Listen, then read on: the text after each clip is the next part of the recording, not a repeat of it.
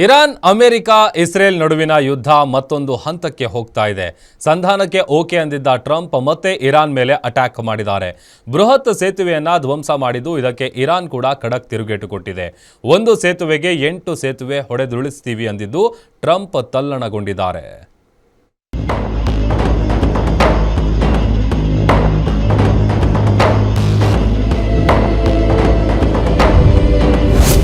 ಇರಾನ್ನ ಬಹುದೊಡ್ಡ ಸೇತುವೆ ಧ್ವಂಸ ಮಾಡಿದ ಅಮೆರಿಕ.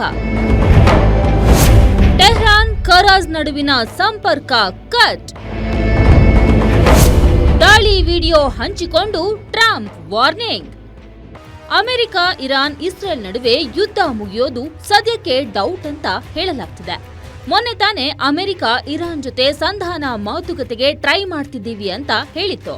ಆದ್ರೆ ಹೇಳಿ ಒಂದೇ ಒಂದು ದಿನ ಆಗಿಲ್ಲ, ಇದ್ದಕ್ಕಿದ್ದಂತೆ ಇರಾನ್ನ ಬೃಹತ್ ಸೇತುವೆ ಮೇಲೆ ಅಮೆರಿಕ ಅಟ್ಯಾಕ್ ಮಾಡಿ ಧ್ವಂಸಗೊಳಿಸಿದೆ. ಅಲ್ಲದೆ ಅದೇ ವಿಡಿಯೋವನ್ನ ಟ್ರಂಪ್ ತಮ್ಮ ಸೋಷಿಯಲ್ ಮೀಡಿಯಾದಲ್ಲಿ ಹಾಕಿಕೊಂಡು ಇರಾನ್ಗೆ ಖಡಕ್ ವಾರ್ನಿಂಗ್ ಕೂಡ ಕೊಟ್ಟಿದ್ದಾರೆ.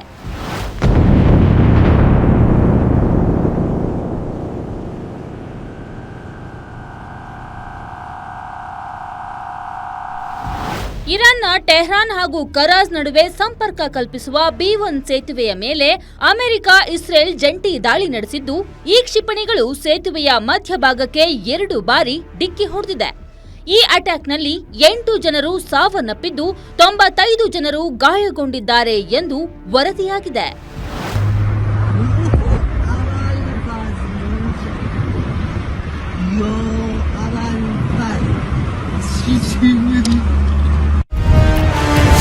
ನಮ್ಮ ಒಂದು ಸೇತುವೆಗೆ ನಿಮ್ಮ 8 ಸೇತುವೆ ಉರುಳಿಸ್ತೀವಿ. ಅಮೆರಿಕಕ್ಕೆ ಪ್ರತೀಕಾರದ ಎಚ್ಚರಿಕೆ ನೀಡಿದ ಇರಾನ್. ಮಧ್ಯಪ್ರಾಚ್ಯದ ಅತಿ ಎತ್ತರದ ಸೇತುವೆ ಎಂದೇ ಪರಿಗಣಿಸಲಾದ ಕರಾಚ್ ಸೇತುವೆಯ ಮೇಲಿನ ದಾಳಿಯ ನಂತರ ಇರಾನ್ ಪ್ರತೀಕಾರದ ವಾರ್ನಿಂಗ್ ಕೊಟ್ಟಿದೆ. ನೀವು ಒಂದು ಸೇತುವೆ ಹೊಡೆದಿದ್ದೀರಿ, ನಾವು 8 ಸೇತುವೆ ನೆಲಸಮ ಮಾಡ್ತೀವಿ ಅಂತ ಲಿಸ್ಟ್ ಕೂಡ ಮಾಡಿದೆ.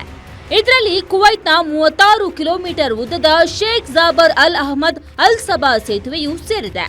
ಯುಎಇಯಲ್ಲಿರುವ ಅಬುಧಾಬಿಯ 3 ಪ್ರಮುಖ ಸೇತುವೆಗಳಾದ ಶೇಖ್ ಜಾಯೆದ್, ಅಲ್ ಮಕ್ತಾ ಮತ್ತು ಶೇಖ್ ಖಲೀಫಾ ಸೇತುವೆಗಳು ಸಹ ಪಟ್ಟಿಯಲ್ಲಿವೆ.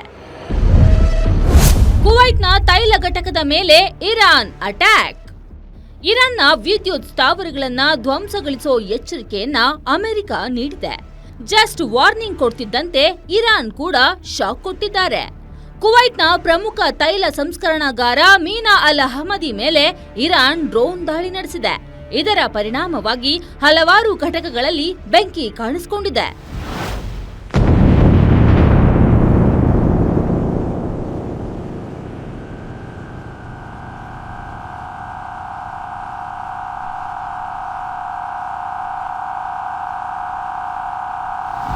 ಒಟ್ನಲ್ಲಿ ಇಬ್ಬರ ನಡುವಿನ ಗಲಾಟೆ ತೀವ್ರ ವಿಕೋಪಕ್ಕೆ ಹೋಗ್ತಿದ್ದು, ಮತ್ತಷ್ಟು ಸಾವು ನೋವು ಹೆಚ್ಚಾಗೋ ಸಾಧ್ಯತೆ ಇದೆ.